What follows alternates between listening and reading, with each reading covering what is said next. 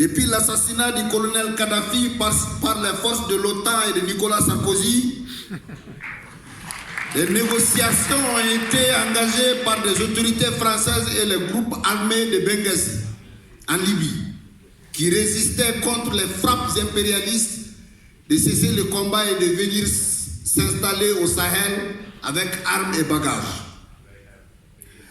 Dès ce jour, les pays du Sahel sont pris au piège par un complot français visant à donner l'indépendance à une partie du Mali au groupe indépendantiste.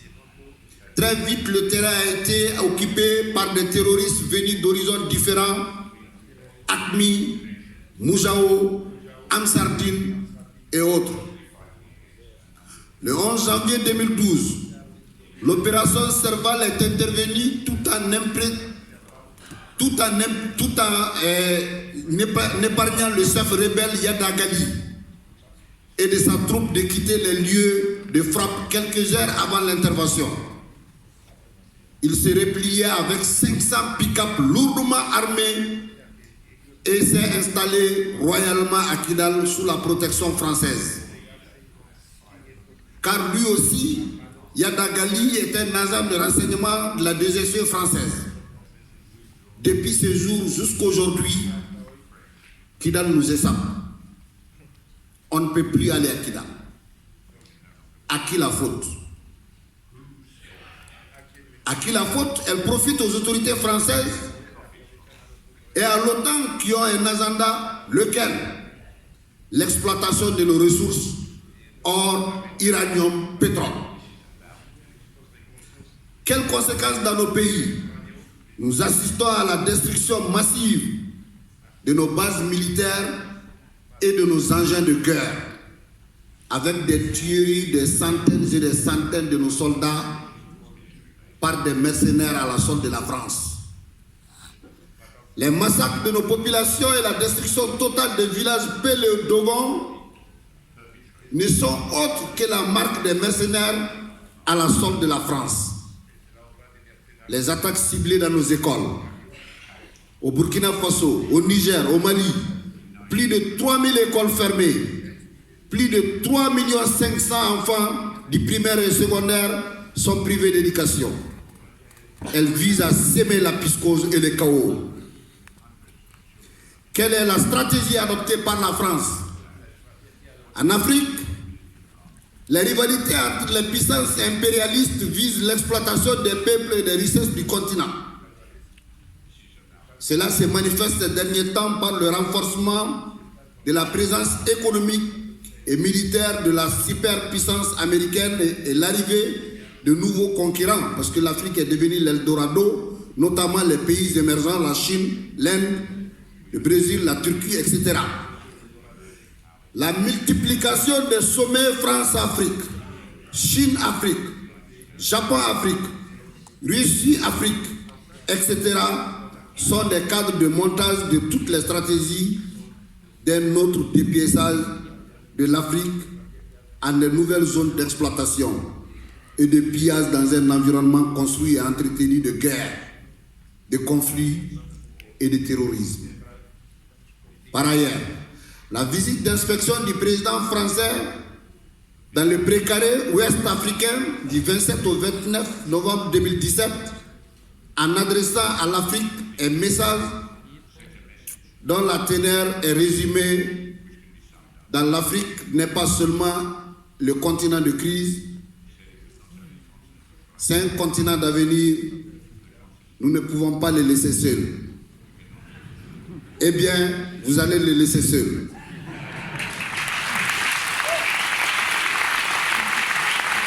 Et l'un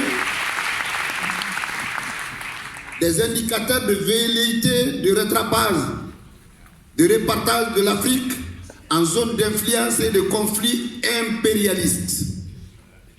Les peuples de la sous-région refusent la misère, l'exploitation de la bourgeoisie alliée à l'impérialisme international et développement des luttes de plus en plus massives pour le pain et la liberté. Notre système sécuritaire au Mali est contrôlé par la France. En effet, Le brigadier général est le chef d'état-major des forces. Elle est le chef d'état-major des forces de la MINUSMA, c'est un Français. Le chef du bureau de la MINUSMA à Kidal est un Français. Le directeur général adjoint de la police de la MINUSMA est un Français. Le conseiller principal de la sécurité de la MINUSMA est un Français. Le premier responsable de la MINUSMA du Mali, le Tchadien Anadif, est de nationalité française. Ouais. Eh bien, C'est vrai? un conseiller spécialiste de la sécurité a été recruté par le président de la République du Mali et aussi un Français. Le terrorisme au Sahel est un mensonge d'État. Les autorités françaises disent tout sauf la vérité sur ce combat contre le terrorisme au Sahel. Ce qui se passe sur le terrain, ce sont des mercenaires à la solde de la France qui opèrent et qui sèment le chaos dans nos villages et villes. En réalité, le mensonge sur l'accident d'hélicoptère a pour but de camoufler les vraies causes réelles des 13 soldats tués récemment. D'où une véritable campagne médiatique et de récupération politique. Ça ne marchera pas parce que dans les jours à venir, nous allons mener nous-mêmes des investigations pour vous dire toute la vérité sur ce qui s'est passé.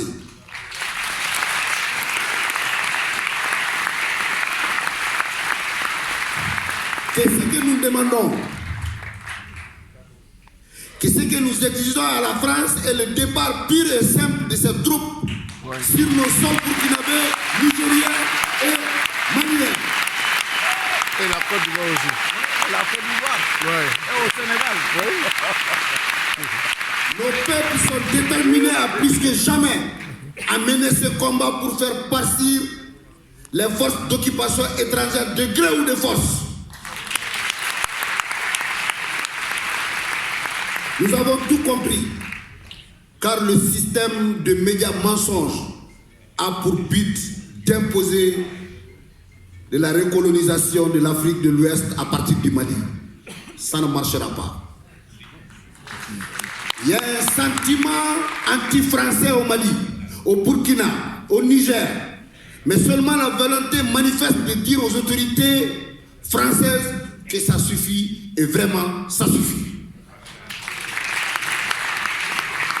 Nous sommes respectueux et reconnaissants à la France et au peuple français, mais nous tenons à notre dignité et à notre honneur.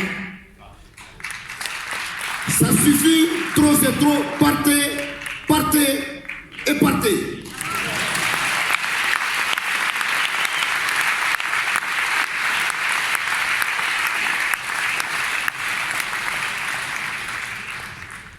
Nous demandons à Emmanuel Macron de s'occuper de la France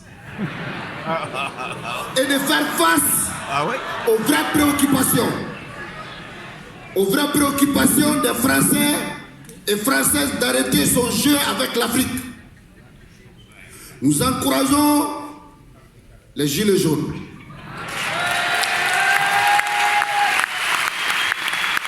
Nous encourageons vivement la grève générale du 5 qui sera déclenchée le 5 décembre. Continuez, résistez, ne lâchez rien. Le lendemain meilleur est permis. Enfin, nous disons aux autorités algériennes de libérer immédiatement Louza-Hanan. Libérer immédiatement et sans condition, et sans condition.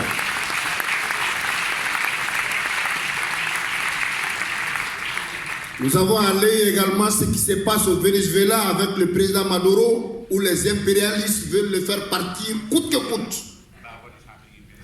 Nous saluons la résistance du peuple brésilien et de toutes les forces qui ont soutenu la libération provisoire, je dirais, du camarade Lula.